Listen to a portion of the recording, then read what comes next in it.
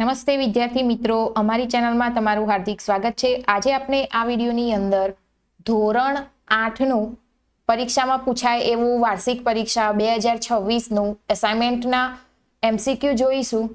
તો શરૂઆત કરીએ આપણે ચેપ્ટર નંબર 7 થી। તો એ આપેલ છે છોકરીઓમાં પ્રજનનની ઉંમરની શરૂઆત થાય ક્યારે થાય છે, એટલે કે ત્યારે થાય જ્યારે એક ઋતુસ્રાવની શરૂઆત થાય, સ્તનના વિકાસનું શરૂ થાય, શરીરનું વજન વધે અને ડી શરીરની ઊંચાઈ વધે। તો આમાંથી પ્રજનનની ઉંમરની શરૂઆત છોકરીઓમાં ક્યારથી થાય?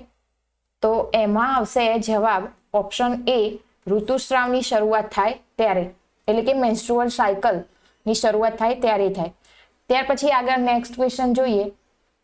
નીચેના પૈકી કઈ જોડ ખોટી છે? ખોટી જોડ કઈ છે? એટલે એની અંદર આપણને અલગ અલગ અંગ આપેલા છે અને એમાંથી સ્ત્રાવતા અંતઃસ્ત્રાવના નામ આપેલા છે અને ખોટી જોડ કઈ એ શોધવાનું છે। સાચું નહીં પણ ખોટું। ઇન્સ્યુલિન તો સ્વાદુપિંડ, તો સ્વાદુપિંડમાંથી ઇન્સ્યુલિન જ બને। પછી અંડપિંડમાંથી કયા સ્રાવનો સ્ત્રાવ થાય? તો ઇસ્ટ્રોજન। ત્યાર પછી એડ્રીનાલિન માંથી વૃદ્ધિ અંતઃસ્ત્રાવ, ગ્રોથ હોર્મોન્સ, અને બીજું થાઇરોઇડમાંથી થાઇરોક્સિન, એ તો સાચું જ કહેવાય। તો ખોટું કયું થશે? વૃદ્ધિ અંતઃસ્ત્રાવ, એડ્રીનાલિન નહીં પણ પિટ્યુટરી ગ્રંથિ આવશે, બરાબર। ત્યાર પછી જોઈએ નર જાતીય અંતઃસ્ત્રાવ કયો છે? આમાંથી નર જાતીય અંતઃસ્ત્રાવ કયો કહેવાય? ટેસ્ટોસ્ટેરોન, ઇસ્ટ્રોજન, ઇન્સ્યુલિન કે પ્રોજેસ્ટેરોન? હવે ઇન્સ્યુલિન તો આવે જ નહીં, બરાબર। ઇસ્ટ્રોજન અને પ્રોજેસ્ટેરોન એ શામાં આવશે? તો સ્ત્રીમાં આવે। તો ખોટું કયું એમાંથી? આ તો 2-3 ખોટા જ કહેવાય, તો સાચો જવાબ કયો થાય? તો ટેસ્ટોસ્ટેરોન થશે। ત્યાર પછી નેક્સ્ટ જોઈએ સ્તનગ્રંથિનો વિકાસ કયા અંતઃસ્ત્રાવની અસર હેઠળ થાય છે? ટેસ્ટોસ્ટેરોન, જે કયો કહેવાય? મેલ હોર્મોન્સ કહેવાય, નરમાં હોય એ। ત્યાર પછી ઇસ્ટ્રોજન, થાઇરોક્સિન અને એડ્રીનાલિન। હવે થાઇરોક્સિન અને એડ્રીનાલિન તો આવે જ નહીં, તો કયો આવશે? ઇસ્ટ્રોજન। ત્યાર પછી આગળ જોઈએ કઈ ગ્રંથિના સ્ત્રાવના ઉત્પાદન માટે આયોડિનની જરૂર છે? આયોડિનની જરૂર હોય એવી ગ્રંથિ કઈ ગ્રંથિના સ્ત્રાવ માટે જરૂર પડતો? પિટ્યુટરી, એ તો ના આવે। પછી થાઇરોઇડ, થાઇરોઇડ આવશે। સાચો જવાબ શું થાય? થાઇરોઇડ। એમાં શુક્રપિંડ અને અંડપિંડ તો આવે જ નહીં, તો સાચો જવાબ કયો થાય? થાઇરોઇડ। ત્યાર પછી જોઈએ આગળ નીચેનામાંથી કયો ખોરાક કિશોર માટે ઉચિત છે?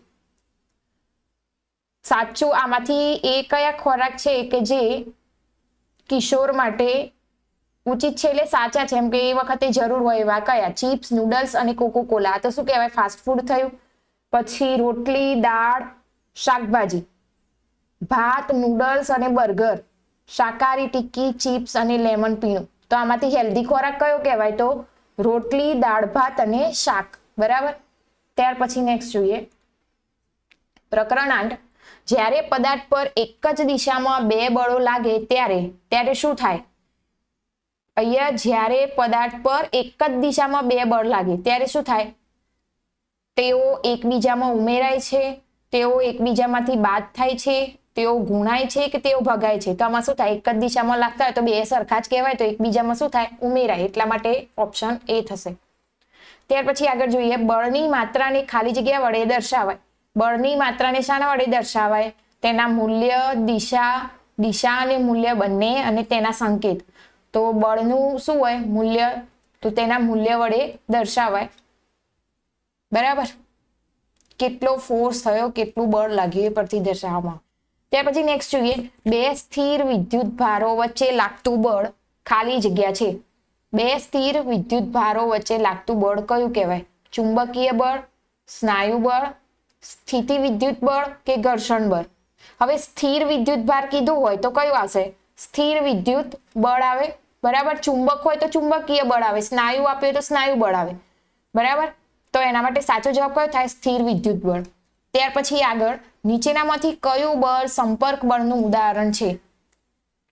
સંપર્ક બળ એટલે એકબીજા સાથે ઘર્ષણ થાય, સંપર્ક થાય અને એમાંથી બળ ઉત્પન્ન થાય। તો ચુંબકીય બળ, સ્થિત વિદ્યુત બળ, ગુરુત્વાકર્ષણ બળ કે ઘર્ષણ બળ? તો કયું આવશે? ઘર્ષણ બળ। ત્યાર પછી નેક્સ્ટ જોઈએ ચુંબકીય બળ કોને કહેવાય? ચુંબકીય બળ કોને કહેવાય? સંપર્ક બળને, તો એ આવશે નહીં। પછી અસંપર્ક બળને, પછી અસ્તિત્વ શક્ય નથી, તેનું અસ્તિત્વ શક્ય નથી અને કોઈ પણ બે વસ્તુઓ વચ્ચે લાગે તે બળ. હવે કોઈ પણ બે વસ્તુઓ વચ્ચે એટલે તો એવું તો કઈ હોય જ નહીં, અસ્તિત્વ નથી એવું તો છે જ નહીં. તો આ બેમાંથી કઈ આવે? સંપર્ક બળ આવે કે અસંપર્ક બળ? ચુંબકીય બળ કેવું હોય? અસંપર્ક બળ. ચુંબકો એકબીજાથી દૂર જ હોય તો ભાઈ એકબીજાને બળ લાગતું હોય. બરાબર. ત્યાર પછી નેક્સ્ટ જોઈએ,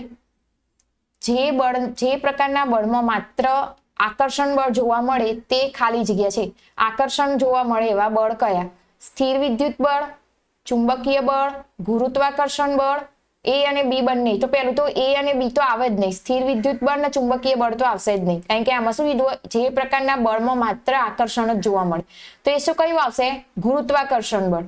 બરાબર. ત્યાર પછી આગળ, પાત્રમાં ભરેલા પાણીના સ્તંભની ઊંચાઈ ઘટે તો શું થાય? પાત્રની અંદર જો પાણી ભરેલું હોય અને તેની સ્તંભની ઊંચાઈ ઘટે તો તળિયા પર લાગતું દબાણ વધે, તળિયા પર લાગતું દબાણ ઘટે. પેલું તો શું થાય? પાણી ભરેલું હોય તો પેલું તો વજન ઓછું થાય એટલે દબાણ પણ શું થઈ જાય? ઓછું થઈ જાય. એટલે તો પહેલો તો ઓપ્શન આવશે જ નહીં. ત્યાર પછી શું આવશે? તળિયા પર દબાણ ઘટે. તો સાચો જવાબ શું થાય? તળિયા પર દબાણ ઘટે. ત્યાર પછી નેક્સ્ટ જોઈએ આગળ 9 ચેપ્ટર. જમીન પર મૂકેલા મોટા લાકડાના બોક્સને પૂર્વથી પશ્ચિમ દિશા તરફ ધકેલવામાં આવે છે તો બોક્સ પર લાગતું ઘર્ષણ બળ ખાલી જગ્યા દિશામાં હશે. શું કીધું? પૂર્વથી પશ્ચિમ તરફ ધકેલવામાં આવે. જે તરફથી જે બાજુ દિશામાં ધકેલવામાં આવે તે તરફ ઘર્ષણ બળ હોય તો કયું આવશે? ઉત્તર તો આવશે જ નહીં, દક્ષિણ ના આવે. કઈ બાજુ ગોઠવીએ તો પૂર્વ તરફ ગોઠવીએ તો કયું આવશે? પૂર્વ દિશામાં બળ આવે. ત્યાર પછી આગળ જોઈએ, સ્પ્રિંગ કાંટાનો ઉપયોગ શાના માપન માટે થાય છે?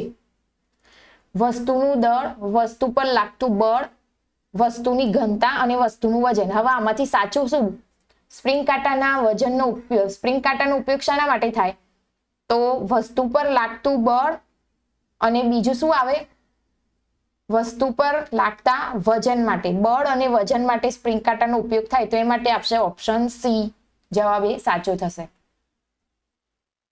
ત્યાર પછી જોઈએ, ઘર્ષણ શાના પર આધાર રાખે છે? ઘર્ષણ શાના ઉપર આધાર રાખે?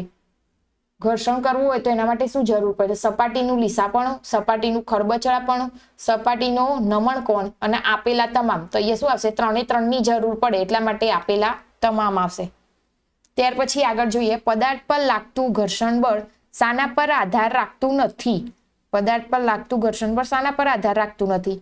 સપાટીના લીસાપણું, સપાટીનું ખરબચડાપણું, સપાટીનું નમણ કોણ. એ તો 3 જરૂરી છે એટલે સપાટીનું ક્ષેત્રફળ પર આધાર રાખશે નહીં.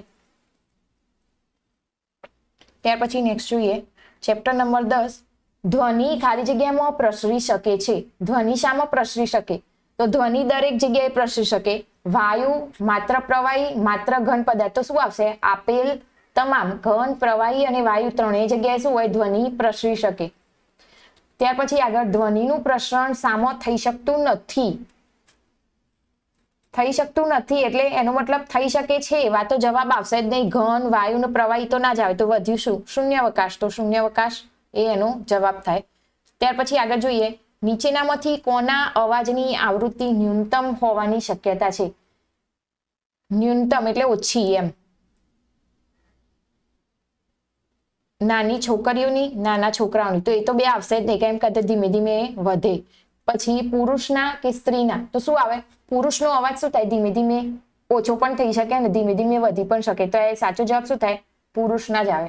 ત્યાર પછી આગળ જોઈએ, પુરુષોમાં સ્વરતંતુઓ લગભગ કેટલા લાંબા હોય છે? સ્વરતંતુઓ જે સ્વરપેટીની અંદર આવેલા હોય તો કેટલા થાય? 10 મીમી, 20 મીમી, 5 mm કે પછી 2 mm? કયા આવશે? તો 20 mm. ત્યાર પછી નેક્સ્ટ જોઈએ, ધ્વનિની પ્રબળતા કયા એકમમાં દર્શાવવામાં આવે? હર્ટ્ઝ, ડેસિબલ, પાસ્કલ, ન્યૂટન પ્રતિ મીટર સ્ક્વેર. તેમાંથી પાસ્કલ અને ન્યૂટન મીટર સ્ક્વેર એ તો શાનો દબાણનો એકમ થાય? બરાબર. અને હર્ટ્ઝ એ તરંગ લંબાઈ માપવા માટે પણ વપરાય. તો આમાંથી શું આવે? ડેસિબલ આવશે ધ્વનિ માટે. આગળ, ધ્વનિની પ્રબળતા ખાલી જગ્યાના સમપ્રમાણમાં હોય છે. કંપ વિસ્તાર, આવૃત્તિ, કંપ વિસ્તારના વર્ગમૂળ અને કંપ વિસ્તારના વર્ગ. તો ધ્વનિની પ્રબળતા ખાલી જગ્યાના સમપ્રમાણમાં હોય તો કંપ વિસ્તારના વર્ગના સમપ્રમાણમાં હોય. ત્યાર પછી આગળ, મનુષ્યના કાન માટે શ્રાવ્યની મર્યાદા ખાલી જગ્યા છે કેટલા સુધી સાંભળી શકે?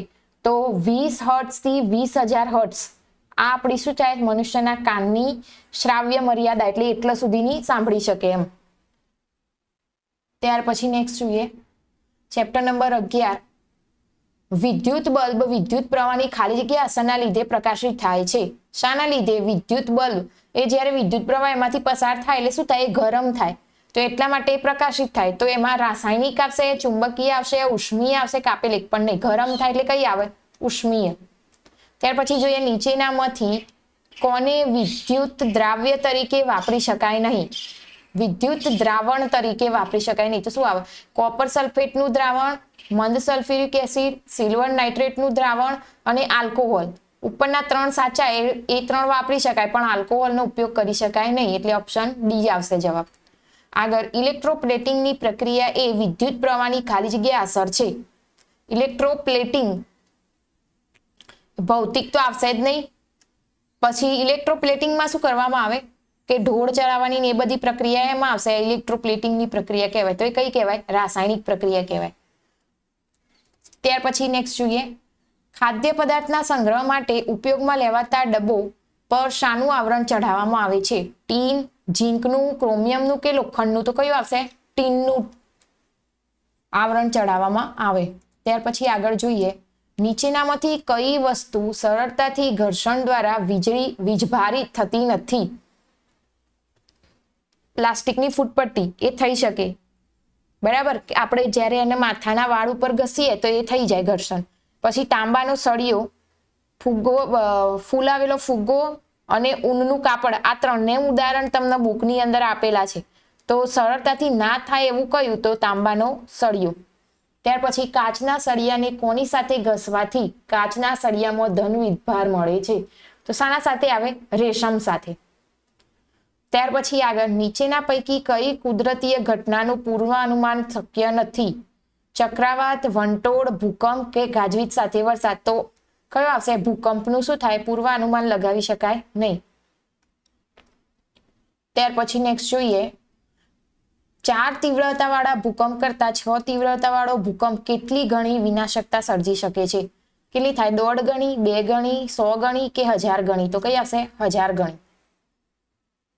તો અહીંયા જ આપણા આટલા ચેપ્ટરના ક્વેશ્ચન MCQ અહીંયા પૂરા. હવે આપણે નેક્સ્ટ વિડીયોની અંદર આગળ નવા ચેપ્ટર સાથે નવા MCQ સાથે મળીશું. ત્યાં સુધી જો ચેનલ પર નવા હોય તો પ્લીઝ ચેનલને લાઇક, શેર અને સબસ્ક્રાઇબ કરી દેજો. અને જો આની PDF જોઈતી હોય તો કમેન્ટમાં લખી દેજો PDF, તો તમને ટૂંક સમયમાં આની PDF મળી જશે.